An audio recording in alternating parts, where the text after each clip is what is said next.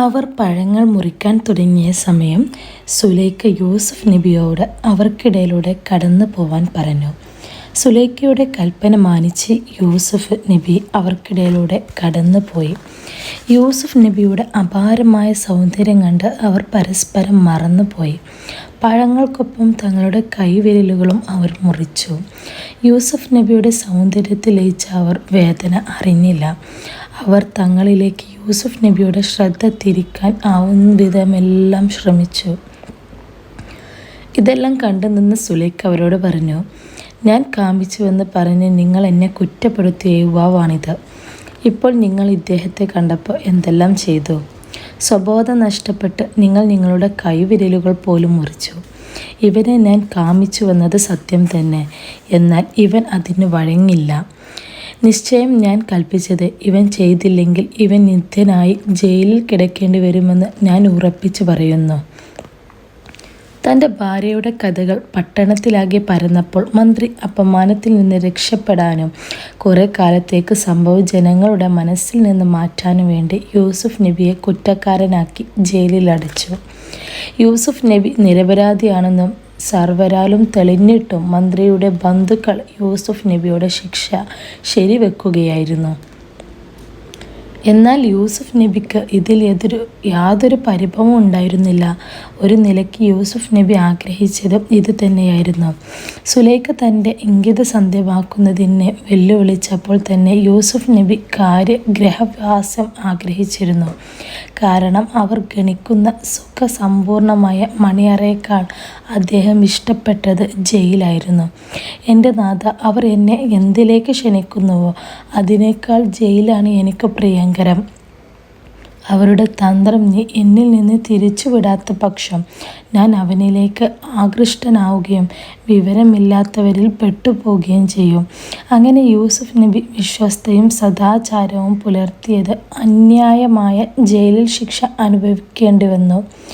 ജയിൽവാസത്തിനിടയിൽ യൂസുഫ് നബി അലൈഹിസ്സലാം 2 കൂട്ടുകാരെ പരിചയപ്പെട്ടിരുന്നു. അതിലൊരാൾ കുറ്റവിമുക്തനായി രാജാവിൻ്റെ അടുക്കലിലേക്ക് പോകുന്നതറിഞ്ഞ് യൂസുഫ് നബി അദ്ദേഹത്തോട് തൻ്റെ നിരപരാധിത്വത്തെയും താൻ അനുഭവിച്ച ദാരുണതയെയും കുറിച്ച് പറയാൻ പറഞ്ഞു. എന്നാൽ കൊട്ടാരത്തിലെത്തിയ കൂട്ടുകാരൻ യൂസുഫ് നബിയെക്കുറിച്ച് പറയാൻ മറന്നു. കുറച്ച് ദിവസങ്ങൾക്ക് ശേഷം രാജാവ് ഒരു സ്വപ്നം കാണുകയും അതിൻ്റെ വിശദീകരണം നൽകാൻ ആവശ്യപ്പെട്ട സമയത്ത് തൻ്റെ സ്വപ്നത്തിൽ ജയിലിൽ നിന്നും വിശദീകരണം നൽകിയ യൂസുഫ് നബിയെ ആ വ്യക്തിക്ക് ഓർമ്മ വന്നു. രാജാവിനോട് ഇക്കാര്യം അദ്ദേഹം ബോധ്യപ്പെടുത്തുകയും ചെയ്തു. രാജാവ് അദ്ദേഹത്തോട് യൂസുഫ് നബിയെ സമീപിച്ച് തൻ്റെ സ്വപ്നത്തിൻ്റെ വ്യാഖ്യാനം തേടാൻ ആവശ്യപ്പെട്ടു. യൂസുഫ് നബിയുടെ വ്യാഖ്യാനം കേട്ട് രാജാവ് അതീവ സന്തുഷ്ടനാവുകയും യൂസുഫ് നബിയെ കൊട്ടാരത്തിൽ വിളിച്ച് സമ്മാനങ്ങൾ നൽകുവാനും തീരുമാനിച്ചു. എന്നാൽ രാജാവിൻ്റെ ക്ഷണം സ്വീകരിച്ച് കൊട്ടാരത്തിൽ ചെല്ലാൻ യൂസുഫ് നബി തിടുക്കം കാണിച്ചില്ല. കാരണം നിരപരാധിയായ അഭിമാനം നഷ്ടപ്പെട്ടവനായിട്ടാണ് താൻ ജയിലിൽ അടക്കപ്പെട്ടത്. അതിൽ തൻ്റെ അഭിമാനം വീണ്ടെടുക്കുന്നതുവരെ ജയിലിൽ നിന്ന് പുറത്തിറങ്ങില്ല എന്ന് അദ്ദേഹം ശപഥം ചെയ്തു. സൽക്കാരത്തിനിടയിൽ തന്നെ വശീകരിക്കാൻ ശ്രമിച്ച സ്ത്രീകളുടെ ഉള്ളിലേറി പറയണമെന്നും തന്നെ വഞ്ചിച്ച മന്ത്രിയുടെ പത്നി ജനങ്ങളുടെ മുന്നിൽ സത്യം തുറന്നു പറയണമെന്നും യൂസുഫ് നബി മനസ്സിൽ ഉറപ്പിച്ചു. യൂസുഫ് നബിയുടെ ആവശ്യം അറിഞ്ഞ രാജാവ് ആ സ്ത്രീകളെ വിളിച്ച് വിചാരണ ചെയ്തു. സൽക്കാരത്തിനിടയിൽ യൂസുഫ് നബിയുടെ ശ്രദ്ധ ക്ഷണിക്കാൻ തങ്ങൾ കാണിച്ച ചേഷ്ടങ്ങളിൽ അദ്ദേഹം വഴങ്ങിയോ എന്നും അദ്ദേഹത്തെ കുറിച്ച് ഇപ്പോൾ നിങ്ങളുടെ മനസ്സിലിരിപ്പ് എന്താണെന്നും രാജാവ് ചോദിച്ചു.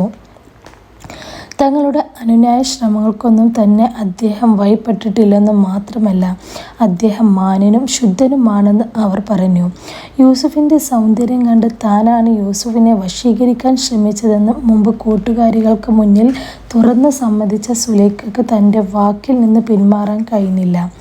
അവർ രാജാവിൻ്റെ മുന്നിൽ താനാണ് യൂസുഫിനെ വശീകരിക്കാൻ ശ്രമിച്ചതെന്നും അദ്ദേഹം മാന്യനും ശുദ്ധവുമായതിനാൽ തൻ്റെ ആഗ്രഹ പൂർത്തീകരണത്തിന് അദ്ദേഹം വഴങ്ങില്ലെന്നും സുലൈഖ തുറന്ന് സമ്മതിച്ചു.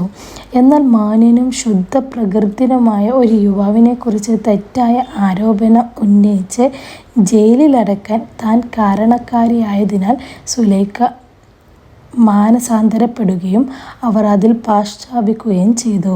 അവർ അപ്രകാരം പറഞ്ഞ സന്ദർഭം ഖുർആനിൽ വിശദീകരിക്കുന്നുണ്ട്. ഇപ്പോഴാണ് സത്യം വെളിപ്പെട്ടത്. ഞാനാണ് അദ്ദേഹത്തെ വശീകരിക്കാൻ ശ്രമിച്ചത്. അദ്ദേഹം സത്യവാന്മാരിൽ പെട്ടവനാണ്.